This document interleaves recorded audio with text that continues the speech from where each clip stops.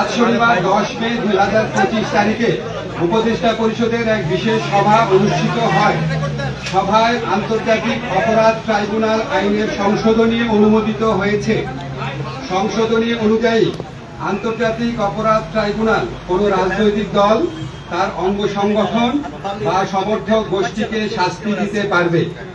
উপদেষ্টা পরিষদের বৈঠকে আন্তর্জাতিক অপরাধ ট্রাইব্যুনালে বাংলাদেশের আওয়ামী লীগ ও তার নেতাদের বিচার কার্য সম্পন্ন না হওয়া পর্যন্ত দেশের নিরাপত্তা ও সার্বভৌমত্ব রক্ষা, জুলাই আন্দোলনের নেতাকর্মীদের নিরাপত্তা এবং আন্তর্জাতিক অপরাধ ট্রাইব্যুনালের বাদী ও সাক্ষীদের সুরক্ষার জন্য সন্ত্রাস বিরোধী আইনের অধীনে সাইবার স্পেস সহ আওয়ামী লীগের যাবতীয় কার্যক্রম নিষিদ্ধ করার সিদ্ধান্ত গ্রহণ করা হয়েছে।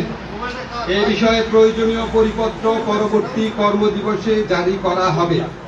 এর পাশাপাশি আজকের উপদেষ্টা পরিষদের বৈঠকে জুলাই ঘোষণাপত্র আগামী 30 কার্যদিবসের মধ্যে চূড়ান্ত করে প্রকাশ করার সিদ্ধান্ত গৃহীত হয়েছে। ধন্যবাদ। For more updates, follow us on Facebook, subscribe our YouTube channel, get the latest update on www.daily-sun.com.